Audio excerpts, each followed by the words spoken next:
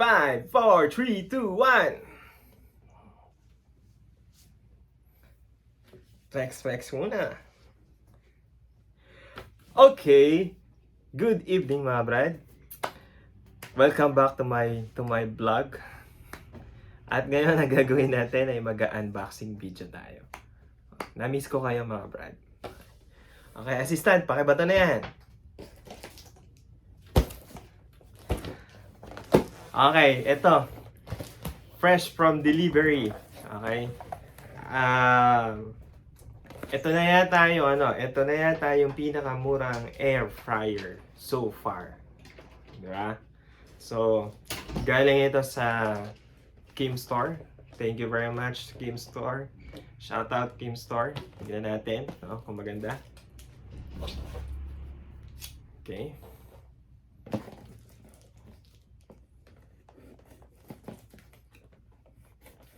Unboxing muna tayo. Pagkas ng unboxing, diba? Hindi ka bala. Diba? May pinupuntahan naman pala yung pag-gym ko eh. Okay? Alright! So, unboxing muna tayo. Okay? Ang unboxing natin ngayon ay Smart Cook Mini Air Fryer. Okay? So, ito nga, nabili natin siya sa Kimstore.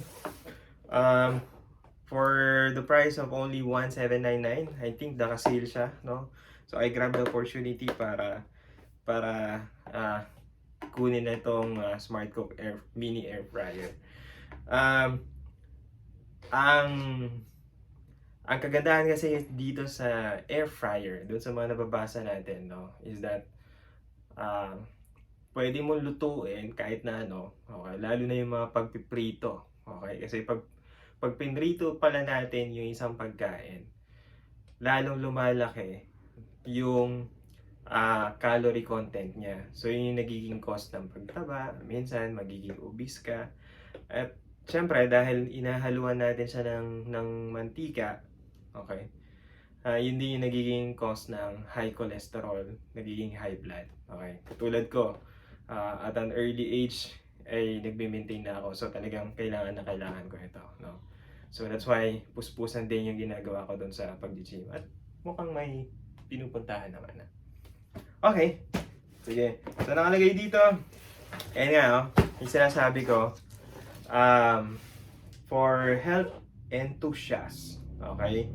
Lose the fat without losing the flavor of your favorite dishes. Cook with Smart Cook Mini Air Fryer without the extra calories. Yun yung sinasabi ko kanina, no? Kapag kasi yung normal frying natin, okay, nagkakaroon kasi ng extra calorie, no, kapag pinrito natin yung pagkain, no? And make the healthy fried foods, okay, finally happen. Okay, puro F yun. Okay, alright. Next, 360 degrees rapid and even heating. So ibig sabihin pare-parehas daw yung pag-aano niya, pagkakainit niya. Okay? And sabi niya dito, Smart Cook Air Fryer produces heated air that is circulated all around your food. Okay? Resulting in evenly cooked meals that are crispy on the outside. So kahit pala hindi natin nilalagyan ng mantika, magiging crispy pa rin siya pag ginamit natin to.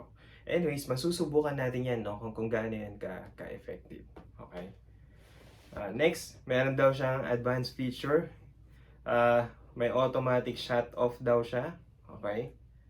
And then, yung heating temperature niya, yung range niya is from 0 degrees to 200 degrees Celsius. Okay? So, mas magiging mabilis din yung pagpiprito mo kasi kapag yung normal na pagpa-fry nga natin, di ba, it takes time kasi papainitin mo pa. Okay, pero dito, depending on your temperature setup. Okay, sige. Anyways, ang dami ko sinasabi. Tingnan na natin.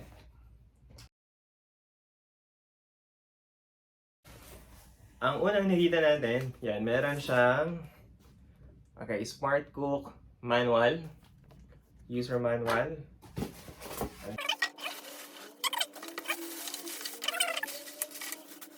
O yung itsura niya. Okay? So, tingnan natin. No? Kasi hindi ko pa alam paano gamitin pa. So, alisin muna natin yung mga tape dito. Okay. Ayun. I think dito binubuksan to eh. Alright. Baka mayroon pa naka-tape sa kabila. Okay. Then, ano tayo pa?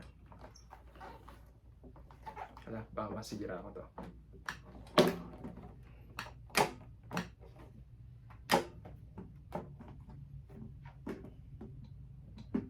Hindi natin alam paano buksan. Okay, tignan lang natin ang manual.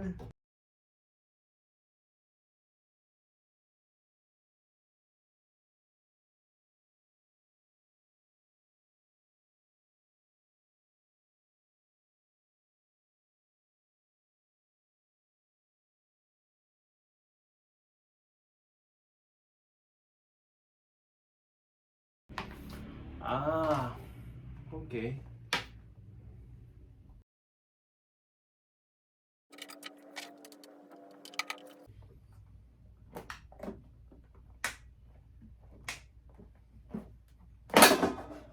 Ayun.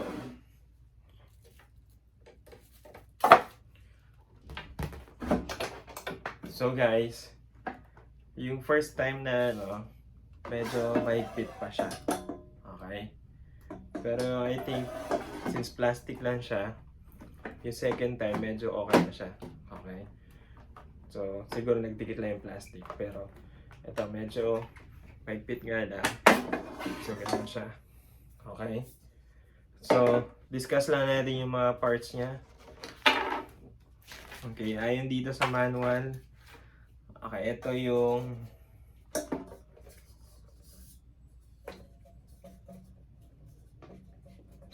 okay. So ito yung frying tray. Okay. Ito naman yung outer pan. Okay, so ang mangyayari dito, okay, dito natin ilalagay yung may pa-fry natin. No? And then, ito. Kumbaga parang nakatakip yata siya. Ganun po siya. Alright. And then of course, ito yung handle. May handle ka. Meron din yung letter D. Meron tayo dito. Ito yung top cover. Dito siya. Okay. Hindi ko alam kung naalis to. Pero I think hindi. And then of course, yung mga control knobs natin. No? So, sa control knob natin, meron tayong una yung kung ilang minutes yung sa taas. And then yung pangalawa is yung temperature. Alright? And then, we also have yung heating indicator. So, meron tayong power. And then, we also have itong kapag yung heat. Okay? And then, yung letter H, of course, yun nasabi ko kanina, no? Meron tayong thermostat na knob, of course, no? And then yung letter I, okay, meron tayo dito air vent. Okay? So dito sa air vent, dito lumalabas yung of course, yung hangin, no, kapag umiikot na siya. Alright? And then of course, yung power cord natin. Alright? So, ulitin lang natin. So, ganito po yung paglalagay. So, meron tayong ito yung handle. Ito yung outer pan. Okay? And then, dun sa outer pan, sa loob, nandito naman po yung frying pan natin. Okay? So, ipapasok lang natin siya dito para isara. Okay? And then, pagsara, and then, choose kung ilang minutes. Okay, depende yan. Nandito naman po yan dito sa manual. Okay, may guide dito. Okay, and you can even further search dun sa YouTube. Okay, kung ilang minutes at saka kung ilan ang temperature ng bawat food na i-air fry natin. And then of course, meron nga tayo dito yung thermostat. Okay? So, that's it mga brad. See you on my next vlog. Magre-review naman tayo. Titignan naman natin kung gaano ito ka-effective. Okay, magagawa tayo ng mga iba-ibang review. Okay? Depende kung ano-anong pagkain yon. Okay? Halimbawa, favorite natin. Okay, fried chicken, hotdog, di ba? Ano pa ba? Lumpiang Shanghai. So, yung mga, and then in my next vlog, yung mga i-discuss natin. Alright? So, thank you very much mga brad. Keep safe. Ayos pa.